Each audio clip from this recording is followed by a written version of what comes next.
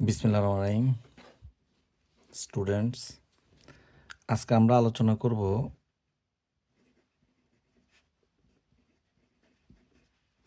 জুলজির জিন তথ্য, জেনেটিক্স।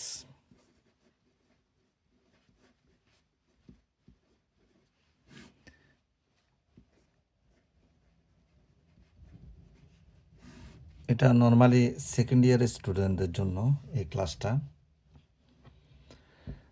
দেখো, বিসমিল্লাহির রহমানির রহিম। আগে আমরা দেখি জেনেটিক্স শব্দটা কি, মানে জেনারেশনটা কি। এক জেনারেশন থেকে আরেক জেনারেশনে যে প্রক্রিয়ায় পিতামাতার আকার আকৃতি, পিতামাতার আকার আকৃতি, আচরণ, তারপরে তোমার দৈহিক গঠন,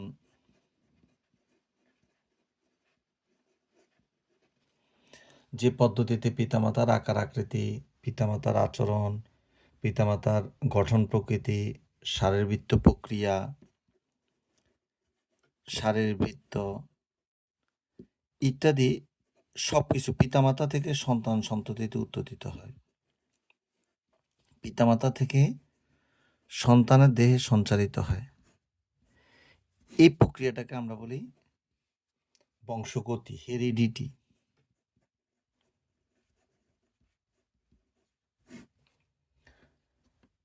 তাহলে কি দাঁড়ালো সংখ্যাটা? যে পদ্ধতিতে পিতামাতার বৈশিষ্ট্য, পিতামাতার আকার আকৃতি, আচার আচরণ, দৈহিক গঠন, শারীরবৃত্ত প্রক্রিয়া বংশানুক্রমে সন্তান সন্ততিদের সঞ্চারিত হয়, তাকে বলা বংশগতি। যে পদ্ধতিতে পিতামাতার আকার আকৃতি, যা ইচ্ছা বলতে পারো, পিতামাতার গঠন, পিতামাতার আচরণ, পিতামাতার শারীরবৃত্ত গঠন প্রকৃতি ইত্যাদি সন্তান, একদম শর্টকাটেও তুমি বলতে পারো পরীক্ষার হলে, যে পদ্ধতি পিতামাতার বৈশিষ্ট্য, আচার আচরণ ইত্যাদি সন্তান সন্ততিতে সঞ্চারিত হয়, বংশানুক্রমে সন্তান সন্ততিতে সঞ্চারিত হয়, তাকে বলা বংশগতি। আর বংশগতির বিভিন্ন দিক নিয়ে জীববিজ্ঞানের যে শাখায় আলোচনা পর্যালোচনা করা হয় তাকে বলা হয় জেনেটিক্স বা বংশগতিবিদ্যা। জীববিজ্ঞানের যে শাখায়, মনে রাখবো এটা কিন্তু একটা মৌলিক শাখা জীববিজ্ঞানের যে শাখায় জিনের গঠন, তারপরে গিয়ে তোমার জিনের কাজ বলতে পারো, জিনের সঞ্চালন, জিনের গঠন, জিনের কাজ, বংশানুক্রমিক সঞ্চালন, তারপরে ফলাফল ইত্যাদি নিয়ে আলোচনা পর্যালোচনা করা তাকে বলে জেনেটিক্স। তাহলে যে পদ্ধতিতে জীববিজ্ঞানের যে শাখায় জিনের গঠন, জিনের কাজ, বংশানুক্রমিক সঞ্চালন এবং ফলাফল ইত্যাদি নিয়ে আলোচনা পর্যালোচনা করা তাকে বলে জেনেটিক্স। এখন এই জেনেটিক্স শব্দটি আসছে 1905 সালে। তোমার নাম হলো উইলিয়াম ব্যাটসন সর্বপ্রথম এই জেনেটিক শব্দটা, জিন থেকে জেনেটিক শব্দটা দিছে।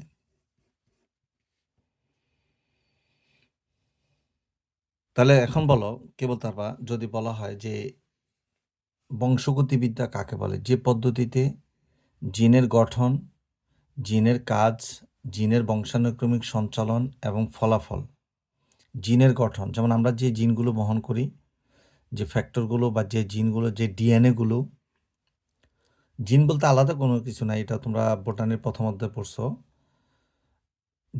ডিএনএর যে অংশটি কোনো বৈশিষ্ট্য নিয়ন্ত্রণ করে বা বৈশিষ্ট্য প্রকাশকারী অংশটাই হলো জিন। তাহলে ধরো এটা একটা ডিএনএ, এই সিকোয়েন্সটা, এই নাইট্রোজেন বেসের এই সিকোয়েন্সটা একটা বৈশিষ্ট্য নিয়ন্ত্রণ করে। পুরাটাই ডিএনএ, কিন্তু এই অংশটাই হলো জিন, যে অংশটা বৈশিষ্ট্য নিয়ন্ত্রণ করে। তাহলে জীবের বৈশিষ্ট্য নিয়ন্ত্রণকারী এককে হলো জিন। এখন এই জিনের গঠন, এগুলো আমরা পিতামাতা থেকে পাই।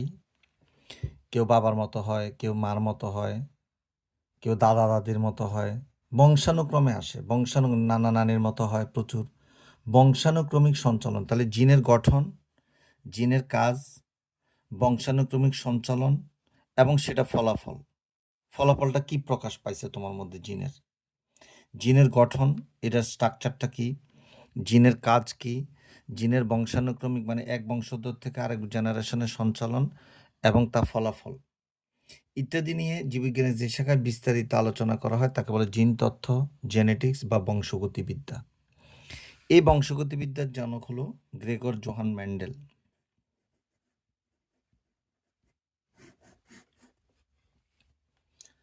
গ্রেগর হলো ওনার উপাধি। গ্রেগর জোহান মেন্ডেল হলো বংশগতিবিদ্যার ফাদার অফ মডার্ন জেনেটিক্স, বংশগতিবিদ্যার আধুনিক জিন তত্ত্বের জনক গ্রেগর জোহান মেন্ডেল। তিনি একজন অস্ট্রিয়াবাসী ছিল। 1822 সালে তিনি জন্মগ্রহণ করেন। এবং আমি যদি একটু শর্টকাটে বলি, দেখো খেয়াল করো, এই 1822 সালে তিনি জন্মগ্রহণ করেন। 1843 সালে তিনি গির্জার পাদ্রী হিসেবে যোগ দেন, ধর্মযাজক হিসেবে যোগ দেন। খুব দরিদ্র ফ্যামিলিতে তিনি জন্মগ্রহণ করেন। তিনি উচ্চশিক্ষা গ্রহণ করতে পারে নাই। তিনি 1843 সালে গির্জার পাদ্রী হিসেবে যোগ দেন। তার স্বপ্ন ছিল শিক্ষক বা বিজ্ঞানী হবে, কিন্তু আসলে দারিদ্রতার ছোঁয়ায় তিনি আর মানে অতি দারিদ্র্যের কষাঘাতে তিনি আর তার আকাঙ্ক্ষা পূরণ করতে পারে নাই। পরবর্তীতে তিনি 1843 সালে গির্জার পাদ্রী হিসেবে যোগ দেন এবং গির্জার পক্ষ থেকে ভিয়েনার একটা ইউনিভার্সিটিতে তিনি এই পড়াশোনা শুরু করেন গির্জার পক্ষ থেকে। এবং গির্জার বাগানে তারপর অনেক আছে, ইতিহাস আছে। তিনি তোমার পরীক্ষা খুব আশানুরূপ রেজাল্ট করতে পারে নাই। তারপরে তিনি আবার ফেরত আসেন। ফেরত এসে গির্জার বাগানে তিনি এই মটরশুঁটি সংগ্রহ করেন। ইউরোপ আমেরিকার বিভিন্ন অঞ্চল থেকে মটরশুঁটি সংগ্রহ করেন। এই যে মটরশুঁটি সংগ্রহ করছে, মটরশুঁটি সংগ্রহ করে তিনি সুদীর্ঘ 7 বছর গবেষণা করেন। বইতে অনেক কথা, এত কথা তুমি লিখতে পারবে না, একটু খেয়াল করো। 7 বছর গবেষণা করে তিনি দুটি সূত্র আবিষ্কার করেন। এক হলো পৃথকীকরণ সূত্র, ল অফ সেগ্রিগেশন, আর একটা হলো স্বাধীনভাবে সঞ্চারণ সূত্র।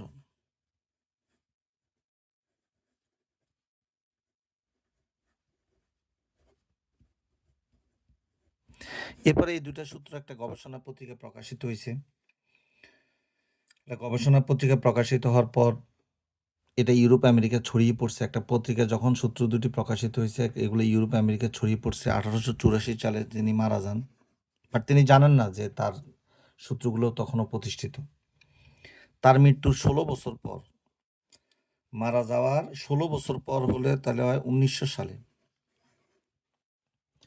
1900 সালে 3 জন বিশিষ্ট বিজ্ঞানী তার এই দুটি সূত্রের আবার রিডিসকভার করেন, পুনরায় আবিষ্কার করেন, পুনরায় গবেষণা করেন এবং দেখেন যে সবই ঠিক আছে। এখন মনে রাখবা, তার এই 7 বছরের গবেষণা এবং তার এই দুটি সূত্র তথা বংশগতিবিদ্যা, মানে এই 7 বছরের গবেষণা কর্ম এবং এই দুটি সূত্র তথা বংশগতিবিদ্যা জীববিজ্ঞানের একটি মৌলিক শাখা। তাই মেন্ডেলকে বংশগতিবিদ্যার জনক বলা হয়। যেমন হিস্টোলজি, সাইটোলজি, তারপরে তোমার ফিজিওলজি, জেনেটিক্স, ইকোলজি, ইভলিউশন, এগুলার মতো একটা মৌলিক শাখা হয়ে দাঁড়াইছে জেনেটিক্স। তাহলে এখন যদি তোমাকে পরীক্ষাতে বলে যে মেন্ডেলকে কেন বংশগতিবিদ্যার জনক বলা হয়, এটা অনুধাবনে আসতে পারে। তা তুমি বলবা গ্রেগর জোহান মেন্ডেল 1822 সালে অস্ট্রিয়ায় জন্মগ্রহণ করেন। 1843 সালে তিনি গির্জার পাদ্রী হিসেবে যোগ দেন। এরপরে গেছে তিনি ফিজিক্সে আর ম্যাথে খারাপ রেজাল্ট করেন বা আশানুরূপ রেজাল্ট করতে পারেন, আবার ফেরত আসেন, এগুলা দরকার নাই। এবং গির্জা যখন চলে আসে, গির্জার বাগানে তিনি তোমার এই 34 প্রজাতির মটরশুঁটি সংগ্রহ করেন এবং 7 বছর গবেষণা করেন। 7 বছর গবেষণা করার পরে তিনি দুটি সূত্র আবিষ্কার করেন। একটা হলো পৃথকীকরণ সূত্র, আর একটা হলো স্বাধীনভাবে সঞ্চারণ সূত্র। 1884 সালের 6 জানুয়ারি তিনি মারা যান। 1884 সালে তিনি মৃত্যুবরণ করেন। 1900 সালে বিশিষ্ট বিজ্ঞানীরা এই দুটি সূত্রের সত্যতা প্রকাশ করেন বা পুনরায় আবিষ্কার করেন। বর্তমানে তার এই দুটি সূত্র এবং 7 বছরের গবেষণা কর্ম জীববিজ্ঞানের একটি মৌলিক শাখা, তাই মেন্ডেলকে বংশগতিবিদ্যার জনক বলা হয়। গ্রেগর জোহান মেন্ডেল এই তিনটা সূত্রের পুনরাবিষ্কার করেন। তোমার বইতে দেখবা লেখা আছে হুগো দা ব্রিস, কার্ল করেন্স এবং এরিক স্টেরেমেক। একজন তোমার নেদারল্যান্ডের উদ্ভিদ বিজ্ঞানী দ্য ব্রিস, জার্মানির উদ্ভিদ বিজ্ঞানের অধ্যাপক কার্ল করেন্স, আর অস্ট্রেলিয়ার কৃষি বিজ্ঞানী এরিক স্টেরমেক। এই বিজ্ঞানীরা পরীক্ষা নিরীক্ষা শেষ করেই গবেষণা করে দেখেন যে মেন্ডেলের যেই তোমার এই সূত্রগুলো আছে এবং গবেষণা আছে এটা পারফেক্ট। তখন মেন্ডেলকে আধুনিক বংশগতিবিদ্যার জনক হিসেবে প্রতিষ্ঠিত করা হয় এবং এই পর্যন্ত যত কেয়ামত পর্যন্ত ওনার এগুলো পড়াশোনা চলবে, এগুলো নিয়ে এখনও গবেষণা চলছে। তাহলে আমরা কি দাঁড়ালো প্রশ্ন উত্তরটা? 1822 সালে গ্রেগর জন মেন্ডেল অস্ট্রিয়ার 6 লাইনে 7 লাইনে লিখতে হবে অনুধাবনের কোশ্চেন। 1843 সালে তিনি গির্জার পাদ্রী হিসেবে যোগ দেন এবং গির্জার বাগানে সুদীর্ঘ 7 বছর মটরশুঁটি নিয়ে গবেষণা করে 2টি সূত্র আবিষ্কার করেন। মটরশুঁটির বৈজ্ঞানিক নামটা পরীক্ষা আসতে পারে, এটা হলো পিসাম স্যাটিভাম।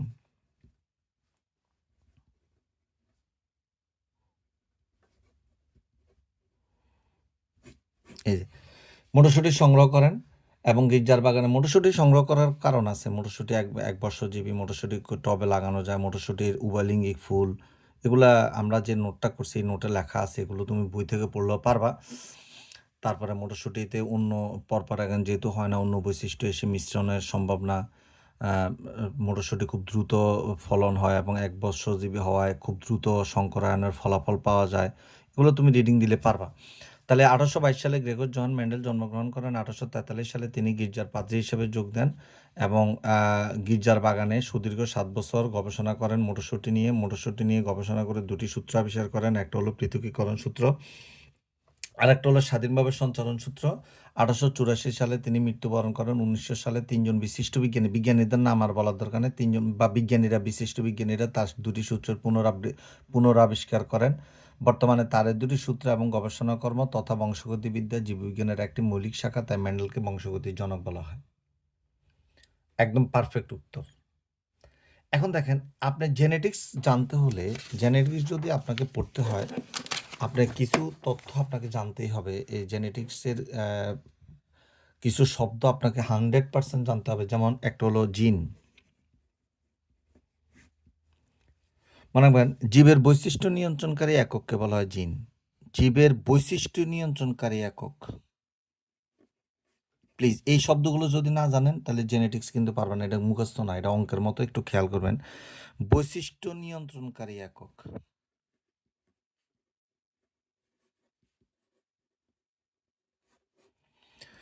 জীবের বৈশিষ্ট্য নিয়ন্ত্রণকারী একক হলো জিন। এটাকে ফ্যাক্টর নামও বলা হয়। আগে বলতো আর কি, যেমন মেন্ডেল কিন্তু এটাকে ফ্যাক্টর নাম বলছে, পরবর্তীতে এটার নাম করা হয় জিন। তার মানে ডিএনএর যে অংশবিশেষ বা ডিএনএর যে বিশেষ অংশ, ধরেন এই একটা ডিএনএ, হ্যাঁ, ডিএনএর একটা বিশেষ অংশ, একটা বেস সিকোয়েন্স আছে, আপনারা জানেন নাইট্রোজেন বেস সিকোয়েন্স, যেমন এটি, সিজি, এই বেস সিকোয়েন্সগুলো একটা নির্দিষ্ট বৈশিষ্ট্য নিয়ন্ত্রণ করে। ওই ডিএনএর ওই সিকোয়েন্সটাই হলো জিন, ডিএনএর ওই নির্দিষ্ট অংশটাই কিন্তু জিন। তাহলে আপনি শর্টকাটে বলবেন বংশগতির ধারক ও বাহক হলো জিন, এটাও বলতে পারেন। জীবের একটা বৈশিষ্ট্য নিয়ন্ত্রণকারী ডিএনএর যে বিশেষ অংশ, ডিএনএর একটা নির্দিষ্ট বেস সিকোয়েন্স যেটা জীবের বৈশিষ্ট্য নিয়ন্ত্রণকারী, সে একককে বলা হয় জিন। জীবের বৈশিষ্ট্য নিয়ন্ত্রণকারী একককে বলা হয় জিন, এটা পারফেক্ট উত্তর। এখন জিন কিন্তু শুধুমাত্র আপনার ক্রোমোজোমে থাকে। যেমন আমরা বলি আমাদের 23 জোড়া ক্রোমোজোম আছে, এই 23 জোড়া ক্রোমোজোমের যে স্থানটিতে জিন থাকে, ধরেন লাল বৈশিষ্ট্যের জন্য লাল ফুল, একটু মনোযোগ দিয়ে শুনেন, লাল বৈশিষ্ট্য প্রকাশের জন্য ধরেন আর ধরলাম আর একটা জিন, যে জিনটা থাকার কারণে একটা লাল গোলাপ হয়, একটা লাল ফুল হয়, ধরেন এই এই এই ডিএনএটা ধরেন ক্রোমোজোমের এই জায়গায় আছে, এটা কিন্তু চেঞ্জ হবে না, ফিক্সড। জিনগুলো কিন্তু চেঞ্জ হয় না। ক্রোমোজোমের যে নির্দিষ্ট স্থানে জিনটি অবস্থান করে সেই স্থানটাকে আমরা বলি লোকাস। প্লিজ একটু মনোযোগ দেন। তাহলে জীবের বৈশিষ্ট্য নিয়ন্ত্রণকারী একককে বলা হয় জিন। ডিএনএর যে নির্দিষ্ট অংশ একটি নির্দিষ্ট বৈশিষ্ট্য নিয়ন্ত্রণ করে, একটা পলিপেপটাইড চেইন একটা নির্দিষ্ট বৈশিষ্ট্য নিয়ন্ত্রণ করে, সেই অংশকে আমরা জিন বলি। আর ক্রোমোজোমের যে স্থানটিতে জিন থাকে, ক্রোমোজোমের যে নির্দিষ্ট স্থানে জিন অবস্থান করে তাকে বলা হয় লোকাস। ক্রোমোজোমের যে নির্দিষ্ট স্থানে জিন অবস্থান করে তাকে আমরা বলি লোকাস। ওকে, এবার দেখেন আমরা যে 23 জোড়া ক্রোমোজোম বহন করি এগুলো একটা পিতা থেকে আসে আর একটা মাতা থেকে আসে। এই যে একটা পিতা থেকে আসে আর একটা মাতা থেকে আসে। বিশিষ্ট যোদ্ধা মার্স, বিশিষ্ট যোদ্ধা ইটালির, হ্যাঁ, যোদ্ধা মার্স, তিনি আগে যেমন যুদ্ধ করতে গেলে ঢাল আর তীর নিয়ে যাইতো, এরকম ঢাল ঢাল ঢাল আর তীর চিহ্ন দ্বারা পুরুষ চিহ্ন বোঝানো হয়, আর মানে পুংলিঙ্গ চিহ্ন বোঝানো হয়। আর সৌন্দর্য এবং প্রেমের রানী ভেনাস এরকম আয়না দ্বারা আয়না চিহ্ন দ্বারা স্ত্রীলিঙ্গ বোঝানো হয়। এটা হচ্ছে পুরুষ চিহ্ন, এটা হচ্ছে স্ত্রীলিঙ্গ, আর এটা যদি আপনার চিন্তা করেন এটা হচ্ছে উভয়লিঙ্গিক চিহ্ন। এই তাহলে এখন একটা পিতা থেকে আগত, যেমন আমাদের কিন্তু শুক্রাণুতে কিন্তু আপনার 23টি ক্রোমোজোম আছে, ডিম্বাণুতে কিন্তু 23টা ক্রোমোজোম আছে। একটু খেয়াল করেন, যখন এগুলো যোগ হয় শুক্রাণু ডিম্বাণু হয়ে জাইগোট হয়, জাইগোটে কিন্তু 23 জোড়া চলে আসে। এখন এই 23 জোড়া ক্রোমোজোমের মধ্যে একটা পিতা থেকে আগত, একটা মাতা থেকে আগত। প্লিজ একটু মনোযোগ দেন। একটা পিতা থেকে আগত এবং একটি মাতা থেকে আগত, একই আকৃতি।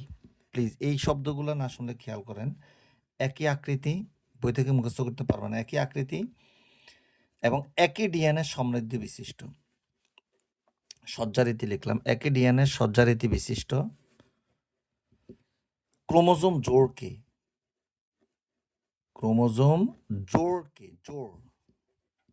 এই ক্রোমোজোম জোড়কে বলা হয় হোমোলোগাস ক্রোমোজোম। এটা আপনারা বোটানির অধ্যায় 3-এ পড়ছেন। হোমোলোগাস বা বাংলায় বলতে পারেন সমসংস্থ ক্রোমোজোম। তাহলে সংজ্ঞাটা কি দাঁড়ালো? এটা এটা এটা না পারলে আপনি কিন্তু জেনেটিক্স পারবেন না। এরপর আমরা একটা সংজ্ঞা পড়াবো, ওটা না পারলে আপনি পুরো জেনেটিক্স পারবেন না। একটু খেয়াল করেন, একটি পিতা থেকে আগত এবং একটি মাতা থেকে আগত, একটি পিতা থেকে আগত, একটি মাতা থেকে আগত, একই আকৃতি। দেখেন কথাটা শুনেন, একটা পিতা থেকে আগত, একটা মাতা থেকে আগত, একই আকৃতি এবং একই ডিএনএ সজ্জারীতি বিশিষ্ট ক্রোমোসোম জোড়কে বলা হয় হোমোলোগাস ক্রোমোসোম। একটি পিতা থেকে আগত এবং একটি মাতা থেকে আগত, একই আকৃতি এবং একই ডিএনএ সজ্জারীতি বিশিষ্ট ক্রোমোসোম জোড়কে বলা হয় হোমোলোগাস ক্রোমোসোম। এখন দেখেন আজকের ক্লাসে আমরা আরেকটা সংজ্ঞা পড়াই, যেটা সবচেয়ে বেশি ইম্পর্ট্যান্ট।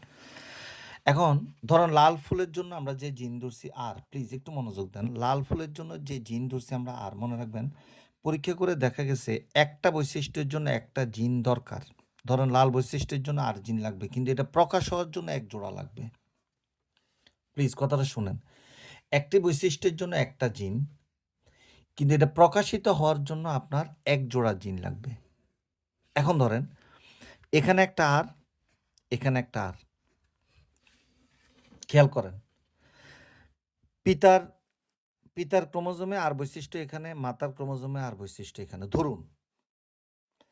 এখন মনে রাখবেন এই যে আর যেখানে আছে এটাকে আমরা বলি লোকাস। ক্রোমোজোমের যে স্থানটিতে জিন থাকে তাকে আমরা বলি লোকাস। এটা কিন্তু নির্দিষ্ট লোকাস। প্লিজ একটু এই সংজ্ঞাটা যদি না পারেন আপনি কোনোভাবে জেনেটিক্সে ঢুকতে পারবেন না, সিরিয়াস, যেখানেই পড়েন। হোমোলোগাস ক্রোমোজোমের একটি নির্দিষ্ট লোকাসে অবস্থিত, মনে রাখবেন। এ আর যেখানে আছে সেখানে লাল বৈশিষ্ট্যের জন্য, মনে রাখবেন এটা লাল বৈশিষ্ট্যের জন্য যেখানে আছে ফিক্সড। হোমোলোগাস ক্রোমোজোমের নির্দিষ্ট লোকাসে অবস্থিত একটা নির্দিষ্ট বৈশিষ্ট্যের জন্য দায়ী।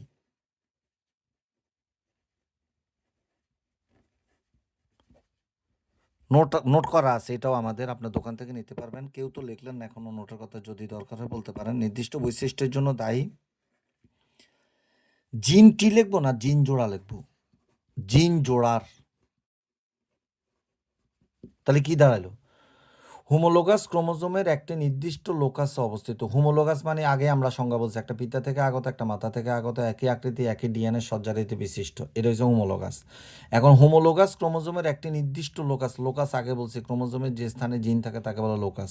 হোমোলোগাস ক্রোমোজোমের একটি নির্দিষ্ট লোকাসে অবস্থিত জীবের একটি নির্দিষ্ট বৈশিষ্ট্যের জন্য দায়ী। যেমন লাল বৈশিষ্ট্যের জন্য দায়ী এরা, যেমন এটা লম্বা বৈশিষ্ট্যের জন্য দায়ী। এরকম হাজার হাজার বৈশিষ্ট্য আছে। বৈশিষ্ট্যের জন্য দায়ী জিন জোড়ার, জিন জোড়ার, ধরেন এ আর একটিকে আরেকটির অ্যালিল বলা হয়। ALLELE allele. মনে রাখবেন এ আর এর অ্যালিল, এর অ্যালিল। এই সংজ্ঞা যদি, এটার আরেকটা নাম আছে অ্যালিলোমর্ফ। দেখেন মেবি MORPH অ্যালিলোমর্ফ। পরীক্ষাতে জ্ঞানমূলকে খুবই ইম্পর্টেন্ট কোশ্চেন, অ্যালিল কি? তাহলে সংজ্ঞাটা কি দিবেন? বই থেকে মুখস্থ করতে পারবেন না, কারণ সমসংস্থ ক্রোমোজোমের কোনো সংজ্ঞা আপনার বইতে দেওয়া নাই, কিন্তু শব্দটা লেখা আছে, আপনি দেখবেন বইতে হোমোলোগাস বা সমসংস্থ লেখা আছে। আমি কিন্তু সংজ্ঞা সহ পড়াইছি, সংজ্ঞাটা আপনি বইতে পাবেন না, কোনো রাইটারে বইতে পাবেন না। তাহলে হোমোলোগাস ক্রোমোজোমের একটি নির্দিষ্ট লোকাসে অবস্থিত, একটা নির্দিষ্ট ফিক্সড লোকাস, কিন্তু লোকাস কিন্তু চেঞ্জ হবে না, একটা নির্দিষ্ট লোকাসে অবস্থিত, যেমন আর একটা নির্দিষ্ট লোকাসে অবস্থিত, একটি নির্দিষ্ট বৈশিষ্ট্যের জন্য দায়ী, যেমন আর লাল বৈশিষ্ট্যের জন্য দায়ী। জিন টি হবে না, জিন জোড়া হবে, কারণ একটা বৈশিষ্ট্য প্রকাশ করার জন্য এক জোড়া জিন লাগে। জিন জোড়ার একটিকে অপরটির অ্যালিল বলা হয়।